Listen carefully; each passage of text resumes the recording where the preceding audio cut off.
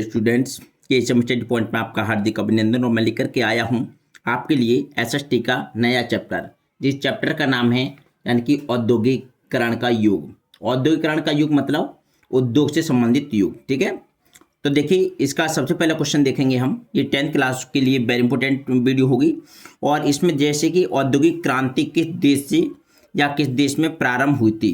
तो औद्योगिक क्रांति जो है सबसे पहले कहाँ से, इंग्लैंड में प्रारंभ हुई थी। कहाँ से, इंग्लैंड में प्रारंभ हुई थी। ठीक है, इसके बाद हम नेक्स्ट क्वेश्चन देखते हैं। इसके पश्चात हमारा दूसरा क्वेश्चन है 1911 ईस्वी में भारत में अधिकांश उद्योग किन राज्यों में स्थापित थे।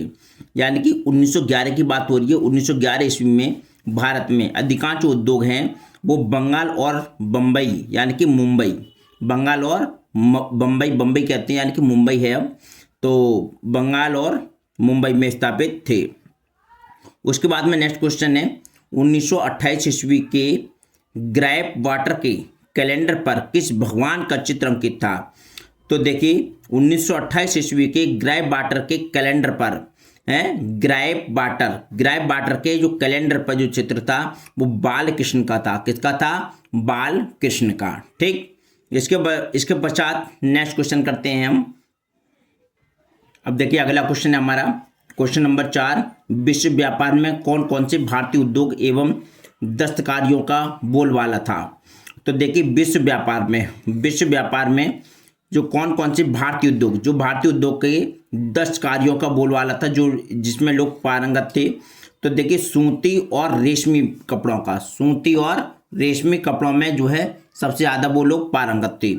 ठीक है, उसके पश्चात हमारा 1912 ईस्वी में जे एन टाटा ने भारत का पहला लौह और इस्पात संयंत्र किस जगह स्थापित किया था। तो ये किया था जमशेदपुर में। कहाँ पे किया था, जमशेदपुर में। 1912 ईस्वी में जे एन टाटा ने भारत का पहला लौह और इस्पात संयंत्र स्थापित किया था। किस जगह, मतलब जमशेदपुर। इसके बाद में है क्वेश्चन अगला है गिल्ड्स क्या थे।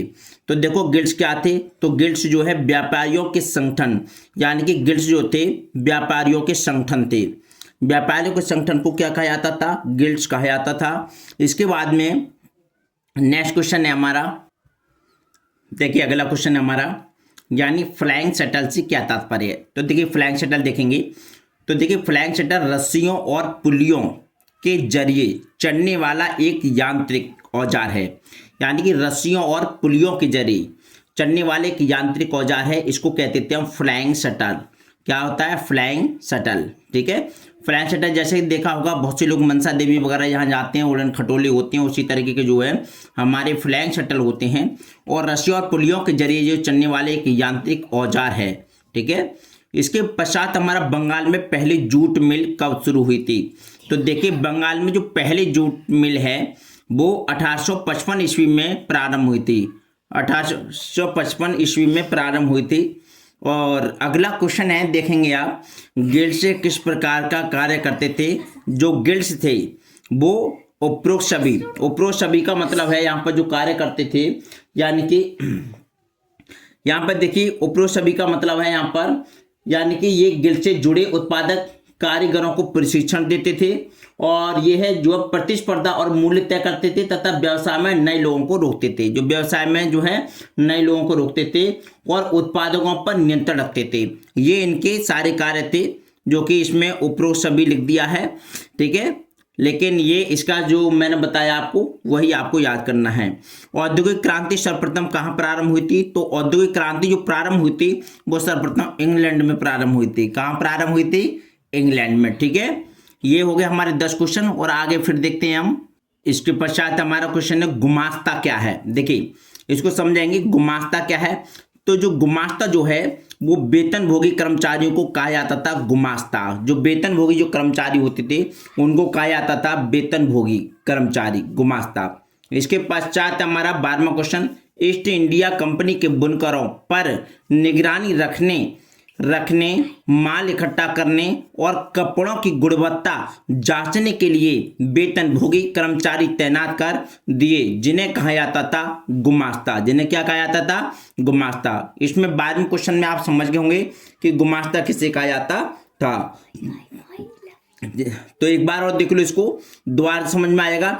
यानी कि ईस्ट इंडिया जो है, ईस्ट इंडिया कंपनी के बुनकरों पर निगरानी रखने, माल इकट्ठा करने और कपड़ों की गुणवत्ता जांचने के लिए वेतनभोगी कर्मचारी तैनात कर दिए जाते थे, जिन्हें गुमास्ता कहा जाता था। जिन्हें क्या? गुमास्ता कहा जाता था।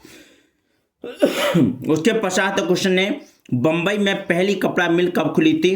तो देखिए, जो बंबई में जो पहली कपड़ा जो मिल खुली थी वो 1854 ईस्वी में खुली थी। कब खुली थी? 1854 ईस्वी में। ठीक। उसके पश्चात है हमारा नेक्स्ट क्वेश्चन है, देखो भाई अगला क्वेश्चन है, देखिए 1840 ईस्वी के दशक तथा इंग्लैंड का कौन सा उद्योग सबसे बड़ा उद्योग बन चुका था? यानी बात हो रही है हमारे 1840 ईस्वी के दशक तक। 1840 ईस्वी के दशक तक इंग्लैंड का कौन सा उद्योग सबसे बड़ा उद्योग बन चुका था? तो मैं बता दूं आपको, ये सबसे बड़ा जो उद्योग बन चुका था वो सूती वस्त्र उद्योग बन चुका था। और आज भी हमारे भारत देश से जो है अमेरिका के लिए सूती वस्त्रों का यानी कि निर्यात किया जाता है, यानी यहाँ से वो भेजे जाते हैं। ठीक है। उसके बाद है, इंग्लैंड में सबसे पहले कारखाने कब खुले थे? तो इंग्लैंड में सबसे पहले कारखाने खुले थे वो 1730 के दशक में खुले थे। 1730 के दशक में खुले थे। इसके बाद में स्पिनिंग जेनी का आविष्कार किसने किया था? स्पिनिंग जेनी का आविष्कार जो है जेम्स हारग्रीव्स ने किया था। किसने किया था? जेम्स हारग्रीव्स ने जो है स्पिनिंग जेनी का आविष्कार किया था। ये थे हमारे क्वेश्चन। और ये क्वेश्चन जो है सभी हमारे जो कौन सा चैप्टर हमारा कि औद्योगिकरण का युग, यानी कि चौथा चैप्टर है, उसके ये सारे के एक एक नंबर वाले और जिनको वन लाइनर के रूप में लिखा गया है, ये क्वेश्चन मैं समझता हूँ आपको पसंद आ गए होंगे। और पसंद आए होंगे तो प्लीज़ वीडियो को लाइक करें, कमेंट करें, शेयर करें। और यदि चैनल को सब्सक्राइब नहीं किया है तो प्लीज़ चैनल को सब्सक्राइब भी करें। Thank you so much for watching this video. नमस्कार।